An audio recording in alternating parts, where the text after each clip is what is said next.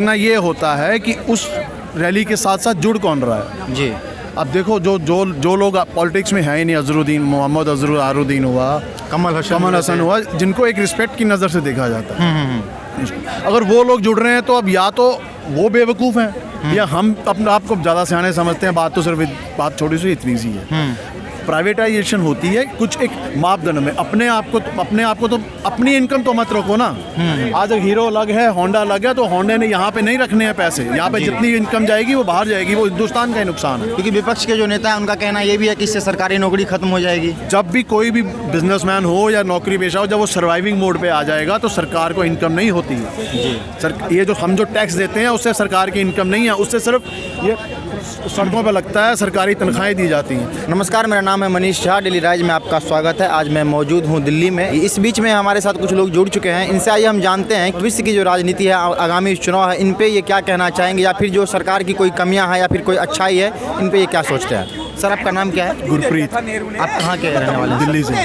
Delhi. Sir, अभी भारत जोड़ो यात्रा आंदोलन जानते हैं अपनी चरम सीमा पे है और काफ़ी लोग इसमें जुड़ भी रहे हैं और आगे आगामी चुनाव भी है, जिसमें विपक्ष की नीतियाँ जो है कि विपक्ष एकजुट हो नहीं पा रही है, ठीक है। और केंद्र सरकार की जो भी योजना है, केंद्र सरकार की योजना, कुछ लोग उसका लाभ भी ले रहे हैं, कुछ लोग उसके अगेंस्ट में हैं। तो आप सर क्या कहना चाहेंगे? आप क्या विचार रखते हैं? देखो, भारत जोड़ो यात्रा को ये कोई नई यात्रा तो है नहीं। हाँ। ये कोई पॉलिटिकल पार्टी का बंदा है, वो निकाले। इससे पहले कई यात्रा को पहले ही रहता था ना, अडवाणी जी जब भी इलेक्शन आते थे रथ लेके चले जाते थे अयोध्या। तो मकसद ये होता है कि किसी भी उसके पीछे मकसद तो पॉलिटिकल पार्टी अपनी पार्टी को उठाना ही है ना, चाहे बीजेपी हो या कांग्रेस हो या जो उसको हो। अच्छा। देखना ये होता है कि उस रैली के साथ साथ जुड़ कौन रहा है जी।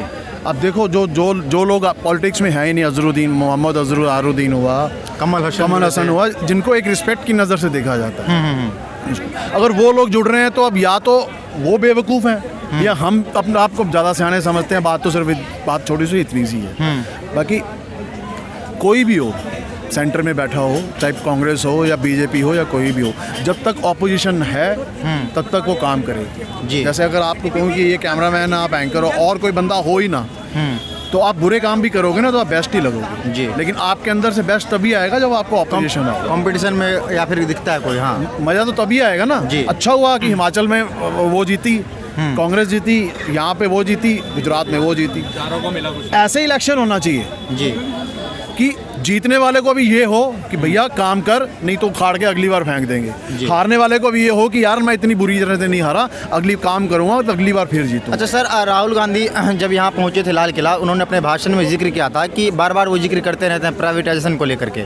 इस पर आप क्या सोचते हैं, ये अच्छा है या फिर इसमें कुछ नीतियाँ, इसकी जो नीतियाँ हैं वो गलत है? इसको आप किस नज़र से देखते हैं? 110% गलत है ये। जब पहले आप प्राइवेटाइजेशन देखो मनमोहन सिंह के, उसमें 49% से ऊपर की कोई भी जो बाहर कोलैबोरेटर आता था वो 49% से ऊपर का होता नहीं। आज 80% है।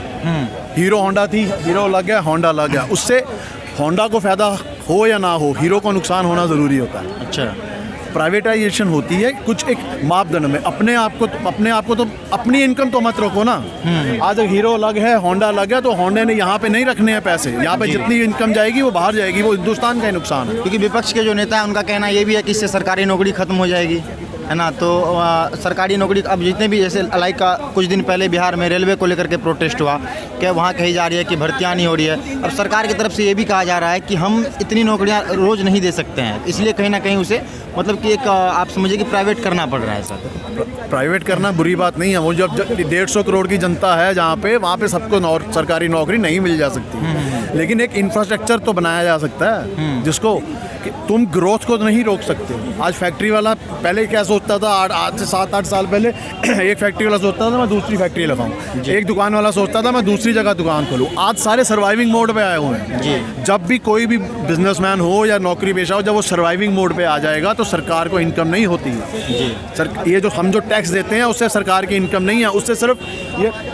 सड़कों पे लगता है, सरकारी तनख्वाहें दी जाती हैं। मेन कमाई एक्सपोर्ट से होती है, जो ग्रोथ से होती है जी। 1 अक्टूबर से लेके 31 मार्च तक ये IMF की वो है, जो वर्ल्ड एक जो अपना पैसे की जो फॉर्म है उसकी मैंने न्यूज़ पेपर में पढ़ी है जी। कि 85,000 करोड़ डिसइन्वेस्टमेंट हिंदुस्तान से वापस जा चुका है। डिसइन्वेस्टमेंट उसको कहते हैं कि अगर जैसे मैकडोनल्ड आया है, उसने सोचा है कि मैं इस साल में 200 करोड़ रुपए मैं हिंदुस्तान में मैं और इन्वेस्ट करूंगी, वो उन्होंने रोक के यहाँ से वापस चले गए। तो ये सोचने की बात है कि आगे हम क्या कर रहे हैं। ठीक है। Growth growth growth growth growth, इसलिए अगर कोई भी हो, इंडस्ट्रियलिस्ट हो या रिटेलर हो, जब वो ग्रो करेगा तो देश ग्रो करेगा। जब वो ही सर्वाइविंग मोड पे आ जाएगा तो देश भी सर्वाइविंग मोड पे करेगा, ग्रोथ नहीं कर सकता। ठीक है सर, धन्यवाद। मेरे